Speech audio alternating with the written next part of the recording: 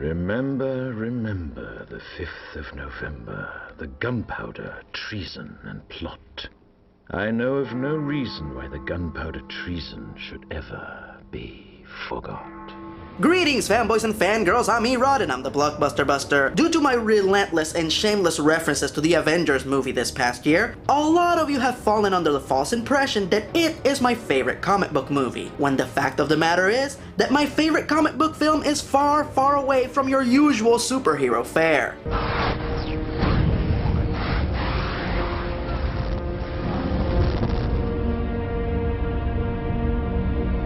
V for Vendetta.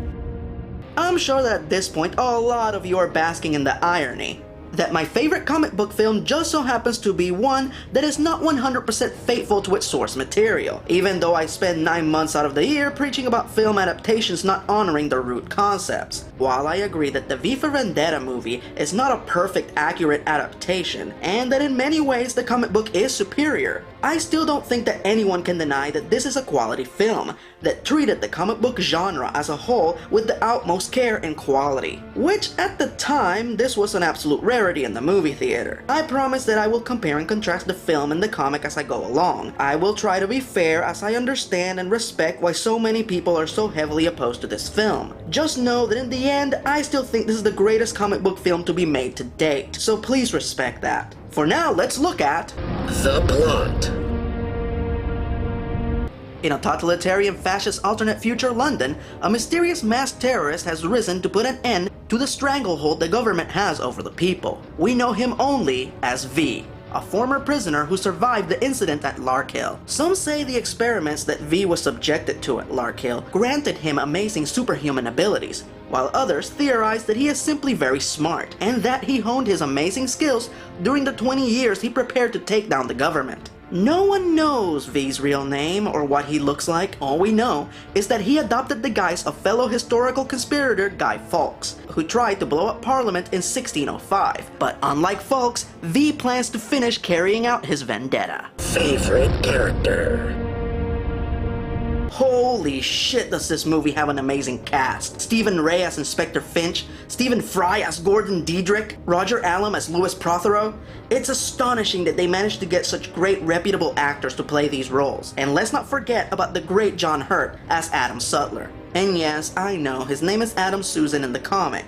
No, I don't know why they changed it. It's just one of those changes that doesn't bother me. Director James McTeague and his crew did an astonishing job of making this character feel as imposing and ominous as he was supposed to be. But the most impressive aspect of John Hurt's performance is that 90% of the time that he's on screen, he literally is on a screen, meaning that John Hurt performed the majority of his lines alone sitting in front of a camera, without other actors to play off of, and that is impressive. Let's talk about our only American lead, Natalie Portman as Evie Hammond. Now, this version of Evie is very different from the one in the comic. In the comic book, Evie is this wide-eyed, naive girl who is enamored with the romanticism of V being a wanted fugitive, and was attracted to V and his cause due to his bad boy factor. When she is taken captive in the comic, she develops much needed maturity, as she finally sees the gravity of the situation, and that V isn't playing around for the sake of being some kind of anti-establishment rock star. The Evie in the film, however, is already a very mature, well-adjusted young woman when you meet her. While she might be aware that what the government is doing is wrong, she has become accustomed to that world, and she has no interest in being a freedom fighter. Her time in captivity opens her eyes and gives her much needed perspective, as she finally gets to see things from V's point of view. The transformation of the Evie from the beginning of the film to the one at the end of the film is a supremely impressive one to witness, and a major tribute to Natalie Portman's skill as an actor. And now for my favorite character, the man from room number 5, V, played by Hugo Weaving. Did you know that James Purfoy was originally casted as V, and he even filmed several scenes as the character? But apparently, there were several creative differences between him and the filmmakers, so he left the project and he was replaced with Hugo Weaving. According to James McTeague, there are still a few scenes in the movie where it is Purfoy who's playing V, but McTeague refuses to reveal which ones. Now here's one of the major differences between the comic book and the film, which repelled a lot of the comic book purists. In the comic, the lines are pretty much blurred. It's extremely hard to point point at anyone in the comic and say that they are the good guy. I guess you could say Inspector Finch by default, but that would still be arguable. V, by all definitions, is not a hero. He's a terrorist and an anarchist, looking for revenge from an adversary that just so happens to be a fascist government. Some interpret this as writer Alan Moore blatantly saying that in that particular totalitarian environment, only one as ruthless as the vile orchestrators of said environment would dare challenge it. Now, whether this interpretation is correct or not, one way or another, the blurring of the lines is one of the major elements that contributes to this comic's uniqueness, and why it's considered to be one of the greatest comic books ever written. In the film, on the other hand, the lines are very clear. V is the hero, no doubt about it, looking to stop a regime, so what happened to him and his fellow inmates at Larkhill will never happen again. And he does so by inspiring others to take a stand against Sutler. The men that comprise the government aren't just the bad guys, they are monsters, willing to sacrifice anyone and everyone to secure their control. Because of this change, many claim, Alan Moore included, that they Americanized V for Vendetta. Now, while I don't disagree with this, I still feel that this film strongly defies convention, and that in that sense, it is very much in the spirit of Alan Moore's work. For example, the movie starts with the stereotypical superhero rescues a damsel in an alley scene, and then it takes off in its own unique direction. And while that may not be the same direction that the comic book took, it is still a very original route, especially when compared to your garden variety comic book movie. Now let's talk about V. He is one of my all-time favorite fictional characters, so you better believe that I would have been pissed if they fucked up his portrayal. Are you like a crazy person? But outside of V not being a true blue anarchist, I feel like they perfectly preserved the character. He is still the overly theatrical, flamboyant vigilante that I remember. Plus, Hugo Weaving's undeniable charisma and soothing voice gave the character the appeal necessary to make Evie's interest and eventual love for V believable. Which again is insanely impressive, considering Hugo is wearing an expressionless mask the mask quality of the time that he's on screen. His performance comes through his subtle gestures and tonal shifts in his voice, and sometimes through magic apparently, cause even with his face covered up and without saying a word, he still gets the point across, which is not the mark of a great actor, but a spectacular one, to be able to deliver such a great performance under such constraints. Which begs the question, what the fuck is Kristen Stewart's excuse? In the film, V shares more in common with Edmond Dantes from The Count of Monte Cristo. My favorite film, The Count of Monte Cristo. And I can safely say that V has great taste in movies. As only celluloid can deliver. Favorite line. While they did manage to capture a lot of the poetry of the comic, Who are you? Who? Who is but the form following the function of what, and what I am is a man in a mask. Well, I can see that. Of course you can. I'm not questioning your powers of observation. I'm merely remarking upon the paradox of asking a masked man who he is. and there are a few good tough guy lines. The only thing that you and I have in common, Mr. Creedy, is we're both about to die. How do you imagine that's going to happen? With my hands around your neck. My love for alliteration forces me to admire V's gift for voluptuous, voracious vocal versatility. Voila! In view, a humble vaudevillian veteran, cast vicariously as both victim and villain by the vicissitudes of fate. This visage, no mere veneer of vanity, is a vestige of the vox populi, now vacant, vanished. However, this valorous visitation of a bygone vexation stands vivified, and has vowed to vanquish these venal and virulent vermin, vanguarding vice and vouchsafing the violently vicious and voracious violation of volition.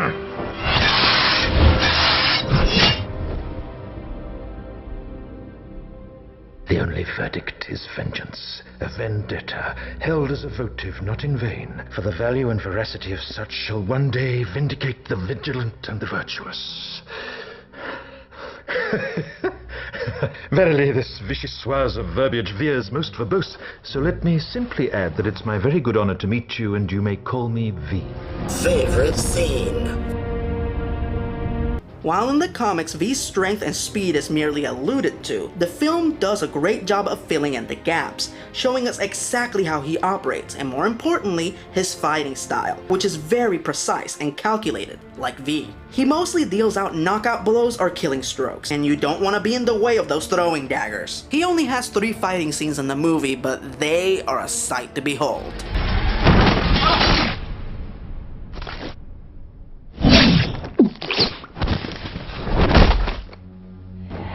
For me, personally, the death of Dr. Delia Sudridge is one of the most important scenes in the comic, as it is one of the most defining moments for V as a character, as it shows that even a revenge-driven terrorist has a concept of mercy.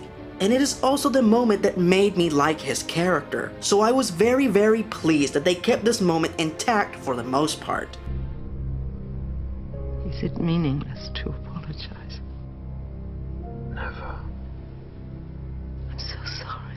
Another scene that they recreated beautifully was Evie's incarceration. Keep in mind that I went to see this film having read the comic, so I knew how these events were going to transpire. So for me to admit that this sequence had the same amount of emotional impact as when I first read it in the comic 9 years before is pretty big. But my favorite scene is actually not a scene at all. It's the final montage detailing Inspector Finch's epiphany. Fanboys and fangirls, this is a film editor's wet dream. This is the kind of sequence most of us wish we could cut together, but very few of us do. This sequence on its own is a work of art.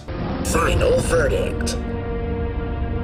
This is not a film for the faint of heart. It's hard-hitting, it's merciless, and it goes against the grain. No, it's not the best adaptation of the comic, but it's not a bad one either.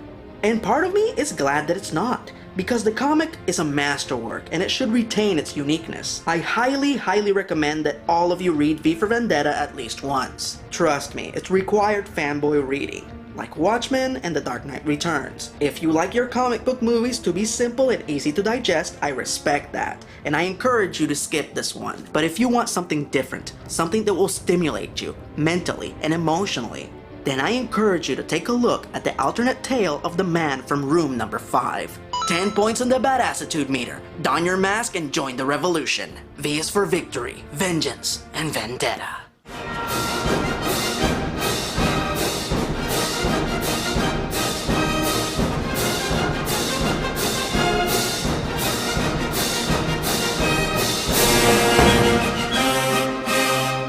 Join the legion, suckers!